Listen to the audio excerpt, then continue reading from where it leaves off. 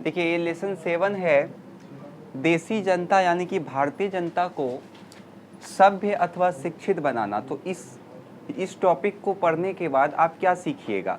तो इस टॉपिक को पढ़ने के बाद आप ये सीखिएगा कि जो ईस्ट इंडिया कंपनी था उसने भारत में किस प्रकार से शिक्षा का विकास किया। ध्यान से समझिएगा, इस टॉपिक को पढ़ने के बाद आप ये सीख पाइएगा कि ईस्ट इंडिया कंपनी ने भारत में शिक्षा का विकास किस प्रकार से किया। तो देखिए एक एक चरण में हम लोगों को इसको सीखना है। सबसे पहले हमको सीखना है कि प्राच्यवाद शिक्षा।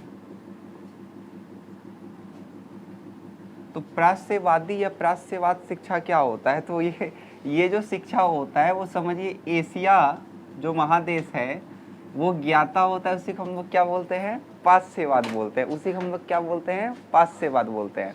बात समझ में आया? क्या बताया हमने आपको कि जो पाश्चात्यवाद शिक्षा होता है वो वह शिक्षा होता है जिस शिक्षा में एशिया में जितना भाषा होता है उसका आप जानकार रहिएगा, तो उसी को क्या कहा जाता है? पाश्चात्यवादी शिक्षा कहा जाता है। बात समझ में आया? तो एक नाम हम यहाँ पे लिख रहे हैं, आप उसको पहचानते होंगे। बोलिए क्या आप इसको पहचानते हैं? विलियम जोन्स को आप पहचानते हैं ना? तो विलियम जोन्स जब 1783 में, क्या वो नहीं पहचानते हैं इसको? मिले हैं सब इससे? नहीं, खाली नाम सुने। तो 1780 सुनिए ध्यान से, 1783 में ये विलियम जोन्स जो है वो आता है कलकत्ता। कलकत्ता में ये आकर के जूनियर जज के रूप में ये आता है कलकत्ता।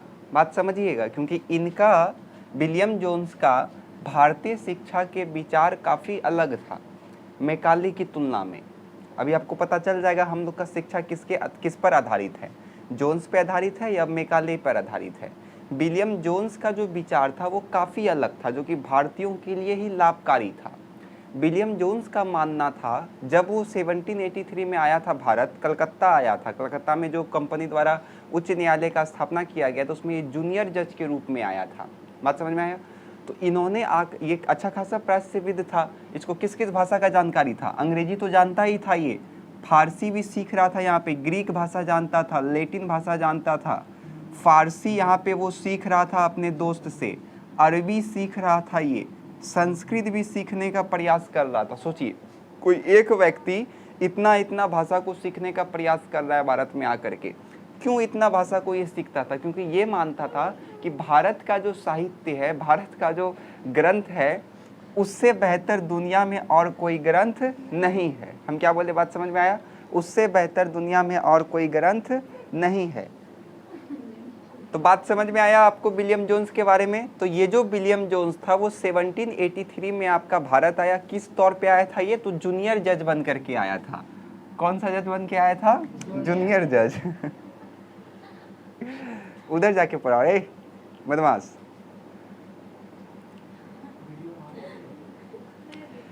किस किस भाषा का ये जानकार था? तो ग्रीक हो गया, लैटिन हो गया, फारसी हो गया, अरबी हो गया, और ये संस्कृत को भी सीख रहा था।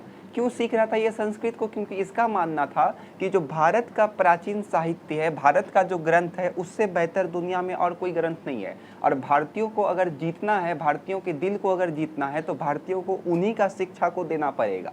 विलियम जोन्स मानता था ये। इसी के तहत उसने कलकत्ता में कौन सा सोसाइटी का स्थापना किया था? एशियाटिक सोसाइटी का स्थापना किया था। और वहीं पर से उन्होंने एशियाटिक प्रकाशन का भी पत्रिका नामक, एशियाटिक प्रकाशन नामक पत्रिका का भी प्रकाशन किया था। तो हो सकता है भटका भुटका पूछ दे कि एशियाटिक पत्रिका का प्रकाशन किसके द्वारा किया गया था? तो विलियम जोन्स के द्वारा किया गया था। बात समझ में आ रहा है ना? इनका मानना था कि भारतीयों को कौन सा शिक्षा दिया जाए? उन्हीं का शिक्षा दिया जाए, लेकिन उसको थोड़ा सा नवीनीकरण करके दिया जाए, क्योंकि भारत का शिक्षा का अभी पतन हो गया है, लेकिन उसका पुराना समय में जो उसका साहित्य था इतना अच्छा वो शिक्षा उसको दिया जाए। इसी के तहत उसने 1781 में अरबी, फारसी और आपका मुस्लिम कानूनों के अध्ययन के लिए कलकत्ता में मदरसा का स्थापना किया था। मदरसा समझते हैं ना? और जस्ट इसके 10 साल बाद 1791 में बनारस में उसने हिंदू विद्यालय का स्थापना किया था, हिंदू विश्वविद्यालय का स्थापना किया था। बात समझ में आया? हिंदू कॉलेज का स्थापना किया था। तो ये था आपका पाश्चात्य शिक्षा। यहाँ पे पश्चिमी शिक्षा का बात नहीं हो रहा है, पाश्चात्य शिक्षा का बात हो रहा है। वह शिक्षा जो कि एशिया देश में प्रचलित था, जैसे आपका ग्रीक हो गया, लैटिन फारसी, अरबी, हिंदी, उर्दू, ये सब आपका कहाँ प्रसिद्ध था? तो एशिया में प्रसिद्ध था। तो यहाँ तक किसी को कोई दिक्कत है? लिख लीजिएगा खुद से। सबसे पहले इसको लिखिएगा, क्या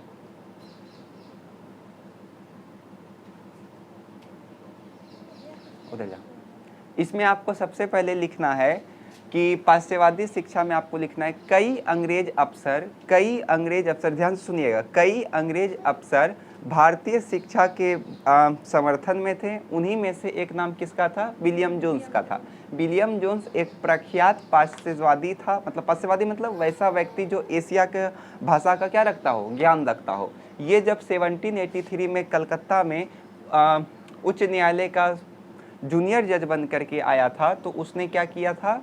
एशियाटिक सोसाइटी का क्या किया था? स्थापना किया था। इसके साथ साथ में ये एशियाटिक प्रकाशन नामक पत्रिका को भी निकाला था। और इनका मानना था कि भारतीयों का अगर अंग्रेजों को दिल जीतना है तो भारतीयों का ही शिक्षा भारतीयों को देना पड़ेगा, तभी कुछ बेहतर हो सकता है। इसी के लिए उन्होंने 1781 में अरबी, फारसी और मुस्लिम कानूनों के संदर्भ में रख करके किसका स्थापना किया? कलकत्ता में मदरसा का स्थापना किया। और 91 में बनारस में उसने हिंदू कॉलेज का स्थापना किया था। बात समझ में आया? तो हो सकता है ऑब्जेक्टिव वाले एग्जाम में पूछ दे कि सबसे पहले कलकत्ता में मदरसा का स्थापना किसने किया था? तो आपका विलियम जोन्स ने किया था। पूछ देगा कि हिंदू में बनारस कॉलेज का स्थापना कौन किया था? तो विलियम जोन्स ने किया। कब किया था? तो 91 में। मदरसा का पहला कब हुआ था? तो 81 में।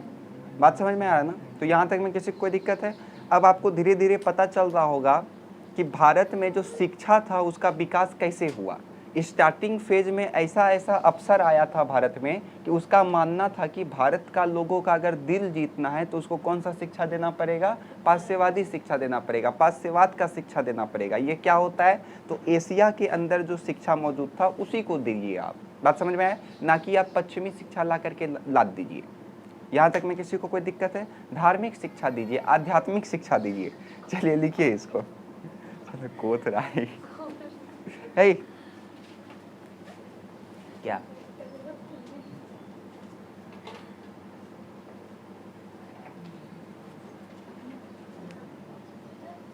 हेडिंग दिए? चल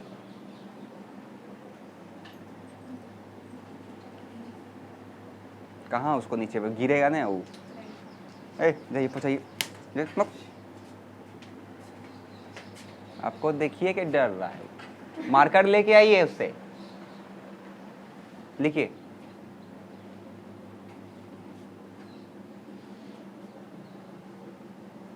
कई अंग्रेज अफसर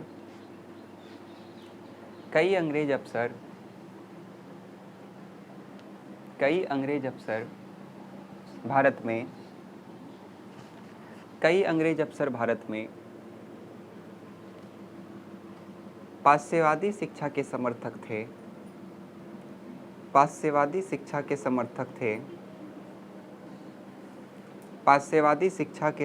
थे। उसी में से एक नाम विलियम जोन्स का था।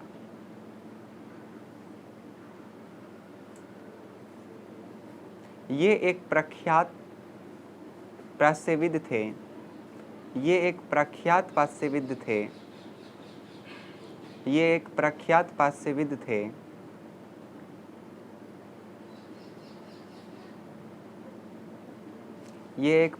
पाश्चात्यविद थे जो लैटिन, ग्रीक, अरबी, फारसी, उर्दू,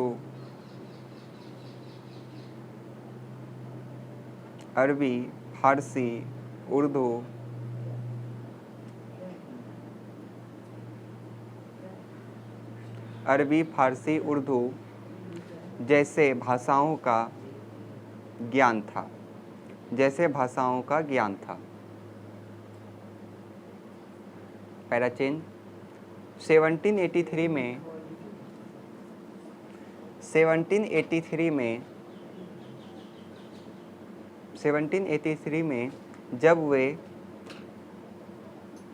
वे कलकत्ता में 1783 में जब वे कलकत्ता में जूनियर जज के तौर पे आए, जूनियर जज के तौर पे आए, तो उन्होंने एहसास किया कि यदि अंग्रेजों को भारतीयों का दिल जीतना है,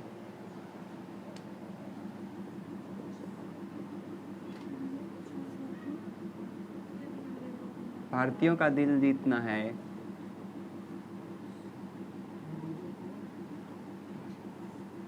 भारतीयों का दिल जीतना है, तो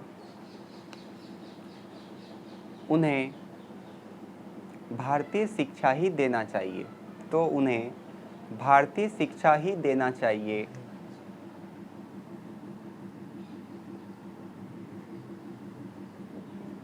तो उन्हें भारतीय शिक्षा ही देना चाहिए। लिखे? तो उन्हें भारतीय शिक्षा ही देना चाहिए, क्योंकि भारतीय साहित्य या ग्रंथ अपने पुराने समय में सबसे उत्तम था, एवं ग्रंथ पुराने समय में सबसे उत्तम था,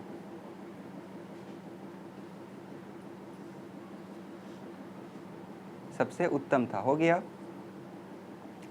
ये वाला लिखा है क्या, एशियाटिक सोसाइटी वाला? नहीं, पैरा चेंज करके लिखिए। भारतीय भाषाओं का अध्ययन के लिए ही उन्होंने भारतीय भाषाओं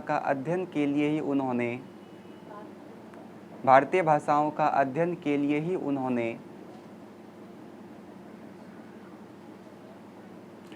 ही उन्होंने एशियाटिक सोसाइटी का स्थापना किया, एशियाटिक सोसाइटी का स्थापना किया, एशियाटिक सोसाइटी का स्थापना किया,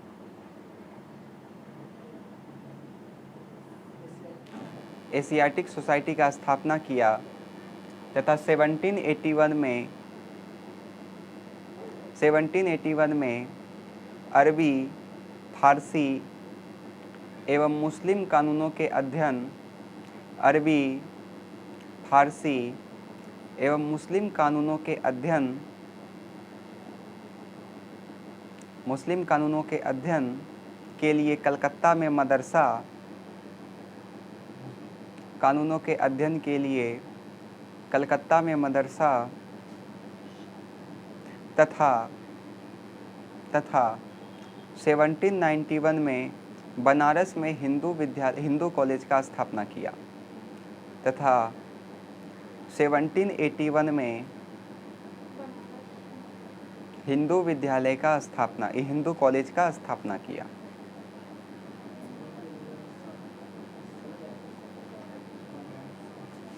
हो गया?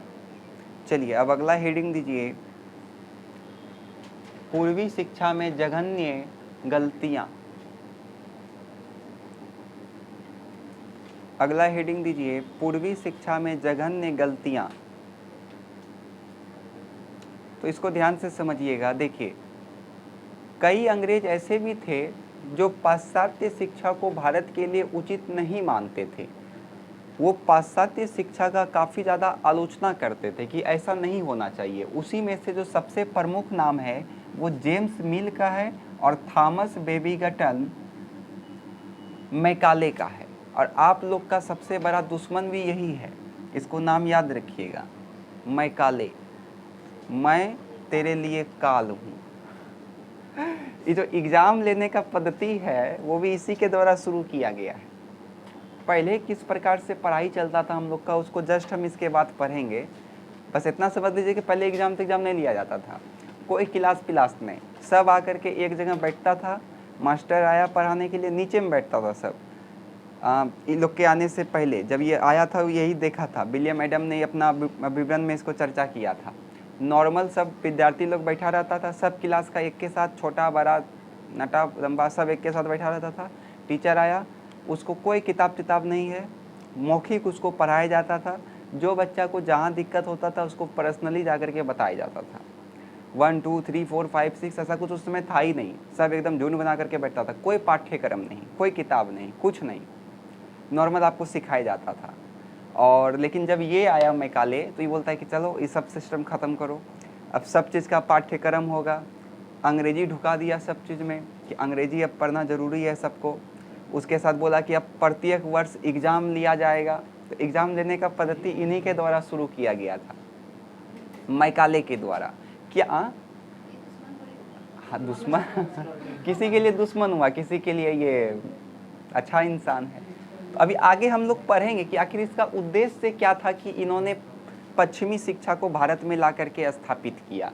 तो देखिए, सबसे पहले इसमें हम लोग लिखेंगे ये पूर्वी शिक्षा में जघन्य गलतियाँ। मतलब पश्चिम के लोग मानते थे, यूरोपीय लोग मानते थे कि जो पूर्वी शिक्षा है, मतलब हम लोग किधर आते हैं पूर्व में, तो जो पूर्वी शिक्षा है उसमें बहुत ज़्यादा गलती है, बहुत ज़्यादा गलत है। ऐसा आलोचक कौन था? तो जेम्स मिल हो गया, फिर आपका थॉमस बेबी गटन मैकाले हो गया। ये सब मानता था कि पूर्वी शिक्षा बहुत ज़्यादा उसमें क्या है, गलती है। तो मैकाले ने तो यहाँ तक कह दिया कि जो भारत का जो शिक्षा है, भारत का कोई भी जो साहित्य है, यूरोप का कोई एक लाइब्रेरी, मतलब यूरोप का कोई एक पुस्तकालय पूरा का पूरा एशिया का ज्ञान के बराबर है।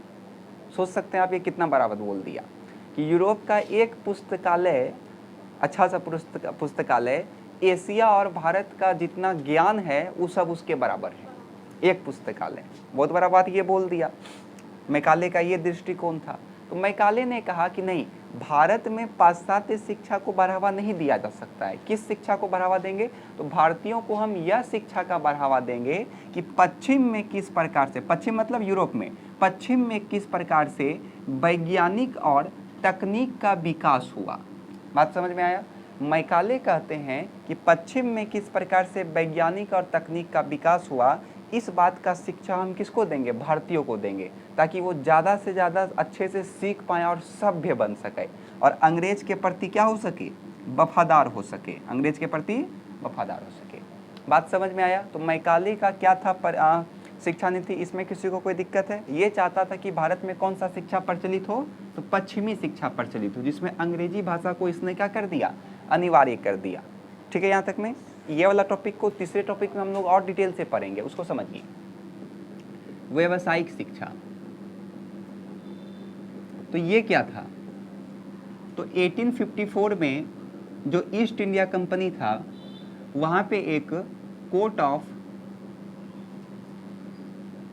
क्या नाम था उसका? Court of direct, court of direct के अध्यक्ष थे चार्ल्स वुड। तो ये चार्ल्स वुड कहता है, अभी देखिए नाम आ रहा है, सबसे पहले आपने विलियम जोन्स के बारे में पढ़ा, फिर आपने मैकाले के बारे में पढ़ा, अब देखिए कौन आ गया? चार्ल्स वुड आ गया। तो जो कोर्ट ऑफ डायरेक्ट के अध्यक्ष थे चार्ल्स वुड, उसने ईस्ट इंडिया कंपनी के जो उस समय गवर्नर जनरल थे उनको एक पत्र लिखा कि भारत में आप इस प्रकार का शिक्षा को लागू करिए। मतलब किस प्रकार का? कि भारतीयों को आप सिखाइए कि यूरोप के लोग किस प्रकार से अपना तकनीक का विकास किया, अपना वैज्ञानिक क्षमता को विकास किया। यूरोप के जीवन पद्धति के बारे में आप भारतीयों को बताइए। इससे फायदा क्या होगा? जैसे जैसे भारतीय लोग यूरोप के संस्कृति को जानेगा, उससे एक डायरेक्टली फ़ायदा क्या होगा कि आपने जब उसका संस्कृति को जाना तो आप भी चाहिएगा ना कि हम उसका रहन सहन को अपनाएं। बात समझ में आ रहा है? जैसे अभी आप देखिए 100 में से लगभग 90% आदमी किस संस्कृति को फॉलो करता है? यूरोपीय संस्कृति को फॉलो करता है। उसके पीछे का मेन कारण क्या है? तो जब अंग्रेज भारत आया था तो उसने यूरोपीय शिक्षा को भारत में बढ़ावा दिया। यूरोप में लोग किस प्रकार से रहता है, यूरोप में किस तकनीक का उपयोग हुआ, वहाँ का वैज्ञानिक किस प्रकार से विकास किया, उस चीज़ का शिक्षा भारतीयों को दिया गया। इससे भारतीय भी मन में इच्छा जागने लगा कि हम लोग किसके तरह रहना स्टार्ट कर देंगे, अंग्रेज के तरह। अब जैसे वो अंग्रेज की तरह रहना स्टार्ट करेगा तो इससे क्या होगा, वहाँ का जो बना हुआ सामान यहाँ आएगा, उसका बिक्री में क्या होगा, तेजी होगा या कमी आएगा, तेजी आएगा। बात समझ में आ रहा है हम क्या बोल रहे हैं, क्लियर है यहाँ तक में? क्योंकि देखिए ब्रिटेन क्या चाहेगा कि मेरा व्यापार ज़्यादा से ज़्यादा बढ़े, क्योंकि वो स्टार्टिंग में तो व्यापारी कंपनी था, ईस्ट इंडिया कंपनी। तो इसलिए भारत में ऐसा शिक्षा को देना चाहता था जिससे उसका व्यवसाय भी क्या हो जाए, बढ़ जाए। आप यूरोपीय के जीवन को जानिए कि छुरा कांटा से खाना है, बात समझ में आ रहा है, छुरा कांटा से खाना है, ई खाना है, वो खाना है। आप जानिएगा तब ना आपके मन में भी लालसा उठेगा कि हम भी काश उसी प्रकार से करें, हैं। नया चीज़ को अपनाने के लिए सब चीज़ तो तरफड़ रहता है, नया चीज़ को अपनाने के लिए सबको तरफड़ करता है कि नहीं। आज जो हम लोग जीन्स पहनते हैं, शर्ट पहनते हैं, ये सब किसका देन है, सब यूरोपीय का देश है, सब पश्चिम का देश है। हम लोग के देश में जीन्स पैंट चलता था क्या, नहीं चल, क्या चलता था, धोती कुर्ता, है कि नहीं। और महिला लोग में क्या चलता था, सलवार सूट। इस शर्ट फट तो चलता ही नहीं था उस समय, नॉर्मल सलवार सूट। लेकिन अब देखिए ट्रेंड बिल्कुल क्या हो चुका है, बदल चुका है। क्या ये भारत का संस्कृति है, शर्ट पहनना, जीन्स पहनना बुरा नहीं है, लेकिन भारत का संस्कृति तो है नहीं। ये सब किसका संस्कृति है, पश्चिमी का देन है। और पश्चिमी का देन आया कैसे, तो स्टार्टिंग से ही आया है, शिक्षा से रिलेटेड। बात समझ में आया। देखिए अब उस समय शिक्षा किस प्रकार से था, शिक्षा का स्थिति, तो इस बारे में हमको पता चलता है विलियम एडम को भेजा गया था बंगाल और बिहार। और बंगाल और बिहार में इसने आकर के जांचना शुरू किया कि यहाँ पे आखिर शिक्षा किस प्रकार से मिलता था। तो घूम घूम के जब ये चेक किया, सर्वे किया, तो पूरा बंगाल और बिहार में, उड़ीसा सहित लगभग 1 लाख से ज़्यादा स्कूल था, 1 लाख से ज़्यादा स्कूल था, जिसमें हर एक स्कूल में 20 ठो बच्चा, 30 ठो बच्चा, जैसा एरिया था उस हिसाब से लगभग 20 लाख से ज़्यादा बच्चा उस समय पढ़ता था। संख्या कम नहीं है, 20 लाख से ज़्यादा बच्चा पढ़ता था। पढ़ने का मेन रीज़न क्या था उसको समझिए, आखिर संख्या इतना बेसी क्यों था। कारण था क्योंकि ये जब जो स्कूल चलता था वो 2 तरीके का स्कूल चलता था, या तो समाज का संपन्न लोग चलाता था, या तो गुरु स्वयं चलाता था। अब जैसे कोई पढ़ा रहा है उस समय अपना स्कूल खोल दिया, उसे भी जा रहा है स्कूल में पढ़ने के लिए, या तो कोई संपन्न व्यक्ति अपना स्कूल खोल दिया है, अब गुरु को रख दिया है, वो वहाँ पढ़ा रहा है। व्यवस्था कितना अलग था, यहाँ पे किसी भी प्रकार का पाठ्यक्रम नहीं होता था। हम लोग का शिक्षा है, ये पुराना शिक्षा लगभग 1750 के पहले का है, किसी भी प्रकार का पाठ्यक्रम नहीं होता था, सबको साथ में बैठाया जाता था। शिक्षक आता था, गुरु आया, एक एक करके जा करके देखता था कि जिसको जो समस्या है उस हिसाब से उसको बता दिया जाता था। यहाँ पे जो शुल्क लिया जाता था, मतलब जो मंथली लिया जाता था, वो भी सबसे एक समान नहीं लिया जाता था, बल्कि क्या लिया जाता था, वो समान। जो गरीब होता था उससे कम लिया जाता था, जो अमीर होता था उससे ज़्यादा लिया जाता था। मतलब सबके लिए एक जैसा पेमेंट नहीं व्यवस्था था यहाँ पे। ये हमको देख रहा है, बताइए। अब आप लोग का दिन खत्म हो गया। तो सबसे क्या लिया जाता था, वो समान शिक्षा लिया जाता, वो समान पैसा लिया जाता था। और भी क्या, जब फसल कटाई का समय आता था, फसल कटाई समझते हैं ना, जब फसल काटने का समय आता था तो स्कूल में छुट्टी दे दिया जाता था, ताकि जितना बच्चा पढ़ने के लिए आ रहा है सब जा करके अपना फसल काट सके, क्योंकि गरीबी भी उतना ही था, पढ़ने से ज़्यादा ज़रूरी तो पेट है उन लोग के लिए, इसलिए छुट्टी दे देता था कि सब पहले अपना काम कर लो, उसके बाद पढ़ने के लिए आना। इसलिए यहाँ पे आप संख्या देख रहे हैं ज़्यादा। बात समझ में आए। लेकिन जैसे अंग्रेज ने भारतीय शिक्षा पे ध्यान देना स्टार्ट किया तो उसने सबसे पहले क्या किया, यही सबसे पहले स्कूल में पाठ्यक्रम को तय करवाया, सरकारी स्कूल बनाया, उसमें ब्राह्मण लोग को सरकारी नौकरी दिया कि आप लोग को पढ़ाना है। हर एक वर्ष रिपोर्ट जाता था स्कूल से कि कितना बच्चा आ रहा है पढ़ने के लिए, कितना बच्चा पास किया, कितना बच्चा फेल किया, हर एक चीज़ का रिपोर्ट जाने लगा। वार्षिक एग्ज़ाम लेने लगा, पहले एग्ज़ाम नहीं होता था, 1750 के पहले एग्ज़ाम नहीं होता था, लेकिन उसके बाद जब बदला व्यवस्था उसका एग्ज़ाम होने लगा। छुट्टी नहीं मिलता था फसल काटने के समय, तो अब जिसको फसल काटना है तो वो स्कूल जा पाएगा क्या, नहीं, गार्जियन तो जाने देगा नहीं, क्योंकि उससे के लिए ज़्यादा ज़रूरी क्या है, उसका पेट है, पेट नहीं रहेगा तो शिक्षा लेकर के वो क्या करेगा, तो छुट्टी देता नहीं था स्कूल से। उसके बाद धीरे धीरे संख्या क्या होने लगा, कमने लगा। बात समझ में आया। पूछेगा आपसे कि विलियम एडम कहाँ का था, तो पूछेगा स्कॉटलैंड का था। किधर का था, स्कॉटलैंड का। किस रूप में आया था ये, तो ईसाई का प्रचार करने के लिए आया था भारत में। 1830 के बाद भारत में प्रचार करने का स्वीकृति मिल गया था ना। 1850 में फिर अधिनियम लाए जिसमें आप बदलिएगा धर्म को तो आपका संपत्ति को जब्त नहीं किया जाएगा, लेकिन 1830 के बाद परमिशन मिल गया था, उसी के बाद ये आया था। बात समझ में आया आपको। यहाँ तक में किसी को कोई दिक्कत है? ये शिक्षा का पूरा ट्रेंड था कि आखिर उस समय शिक्षा व्यवस्था था कैसा और किस किस प्रकार से बदलाव आया। अब एक चीज़ इसमें बचा हुआ है कि आखिर शिक्षा को लेकर के महात्मा गांधी क्या सोचते थे और शिक्षा को लेकर के रविन्द्रनाथ टैगोर क्या सोचते थे। इन दोनों का हम लोगों को विचारधारा पढ़ना है, तब ये लेसन हम लोग का समाप्त हो जाएगा। तो इसमें किसी को कोई दिक्कत है? ऑब्जेक्टिव इससे कई सारा निकला होगा। आप लोग एक काम करिएगा, चैप्टर जब खत्म होता है ना, तो लास्ट में वन लाइनर जो ऑब्जेक्टिव बीच में घुसा हुआ रहता है उसको निकाल करके स्टार दे करके लिख लिया करिए, क्योंकि जितना भी ऑब्जेक्टिव वाला एग्जाम आता है वो वहीं से पूछेगा। और बाकी अगर कमीशन लेवल का एग्जाम है तो आपका लाइन बाय लाइन जिस प्रकार से टेस्ट लेते हैं उस प्रकार से क्वेश्चन रहेगा।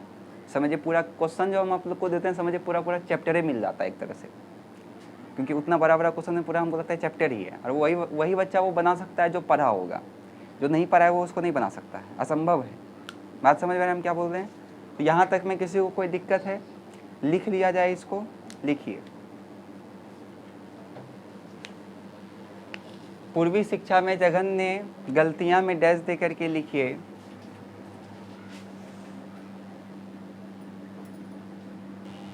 चलिए लिखिए,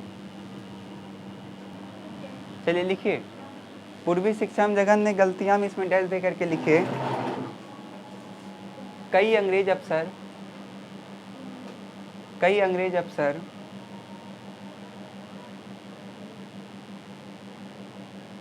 जैसे विलियम जेम्स मिल, जैसे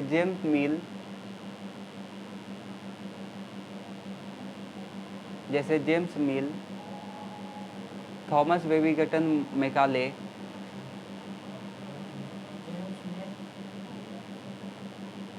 James Mill, Thomas Babington Macaulay,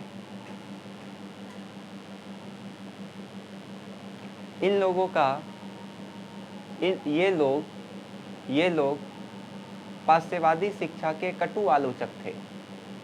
पाश्चात्यवादी शिक्षा के कटु आलोचक थे।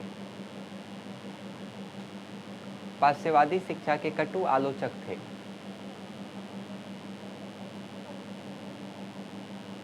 इनका मानना था कि भारतीयों को सभ्य बनाने के लिए पश्चिमी शिक्षा का ज्ञान जरूरी है। भारतीयों को सभ्य बनाने के लिए पश्चिमी शिक्षा का ज्ञान जरूरी है।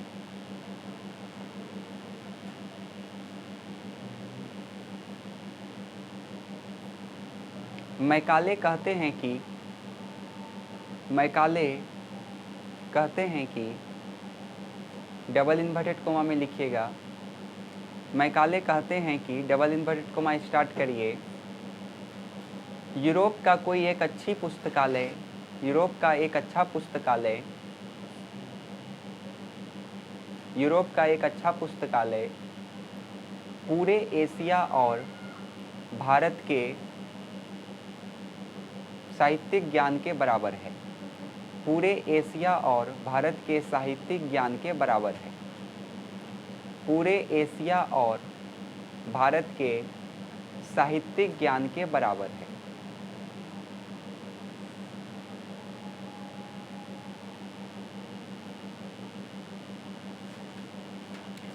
Line change. इन लोगों का मानना था कि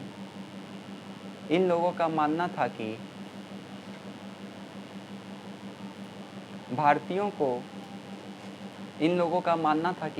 को इस बात का शिक्षा दिया जाए कि भारतीयों को इस बात का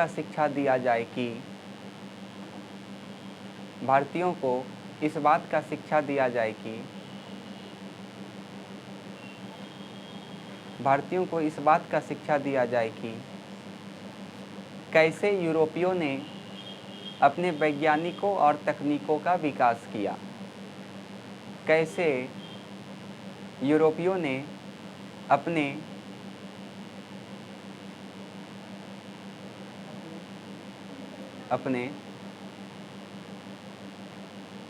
वैज्ञानिकों और तकनीकों का विकास किया।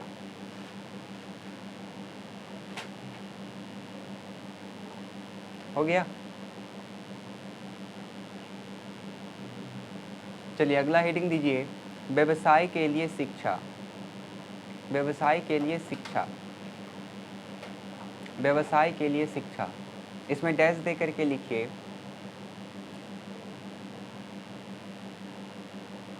1854 में 1854 में ईस्ट इंडिया कंपनी 1854 में ईस्ट इंडिया कंपनी के कोर्ट ऑफ डायरेक्ट के कोर्ट ऑफ डायरेक्ट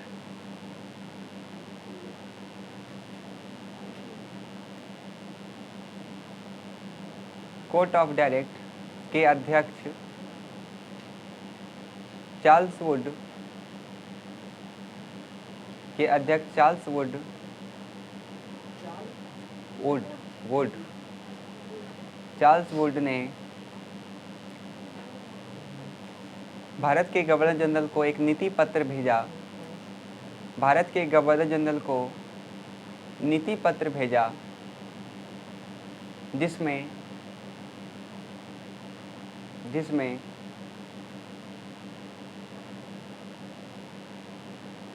जिसमें पश्चिमी शिक्षा को बढ़ावा देने का बात किया गया, जिसमें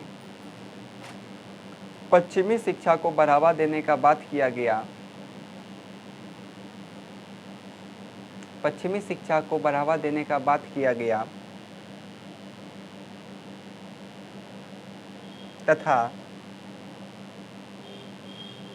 तथा भारतीयों को यूरोपियों के जीवन शैली के बारे में यूरोपियों के जीवन शैली के बारे में तथा उनके वैज्ञानिक और तकनीकों का ज्ञान देने को कहा गया तथा उनके वैज्ञानिकों और तकनीकों का ज्ञान देने को कहा गया तथा उनके वैज्ञानिकों और तकनीकों का ज्ञान देने को कहा गया जिससे भारतीय जिससे भारतीय जिससे भारतीय जिससे भारतीय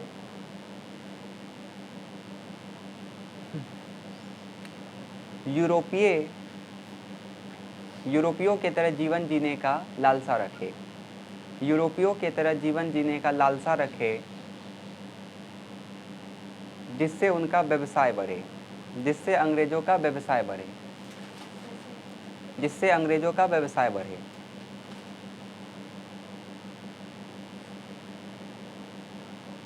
हो गया?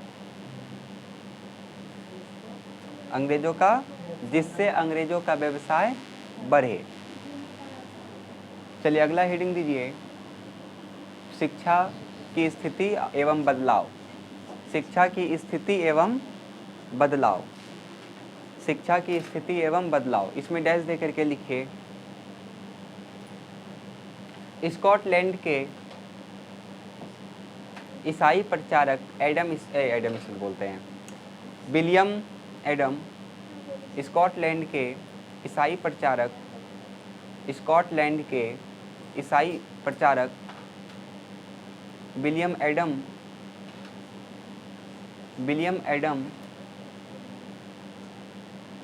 स्कॉटलैंड के ईसाई प्रचारक विलियम एडम ने जब बंगाल और बिहार का सर्वे किया तो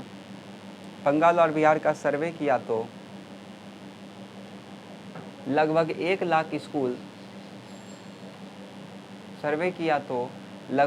लाख स्कूल और उसमें 20 लाख बच्चे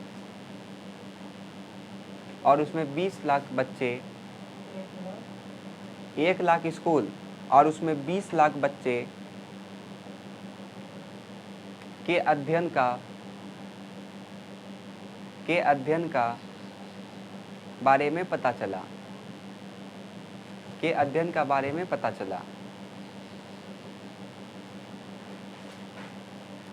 पैरा चेंज करिए। 1750 के पहले 1750 के पहले 1750 के पहले भारतीयों की शिक्षा के लिए स्कूल के लिए विद्यालय या तो संपन्न लोगों का होता था या गुरु का होता था या स्वयं गुरु का होता था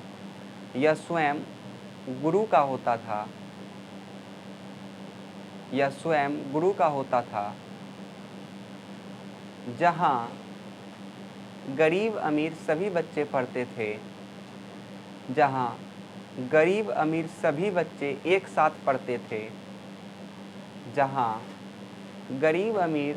सभी बच्चे पढ़ते थे एक साथ पढ़ते थे इसी आधार पे उनका फीस निर्धारित होता था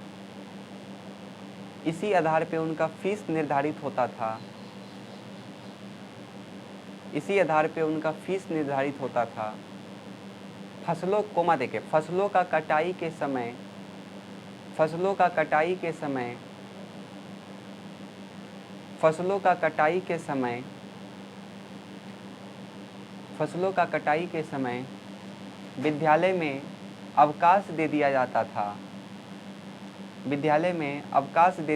था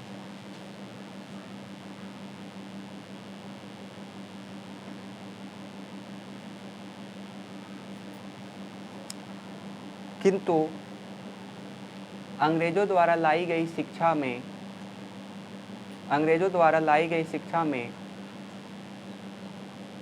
बदलाव इस प्रकार किए गए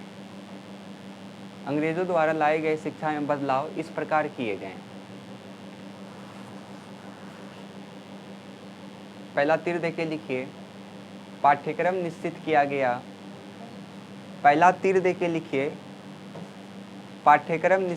गया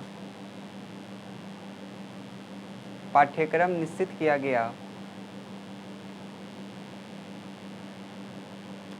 अवकाश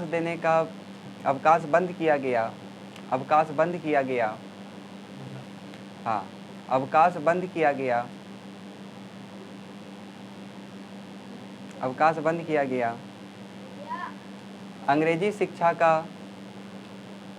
किया गया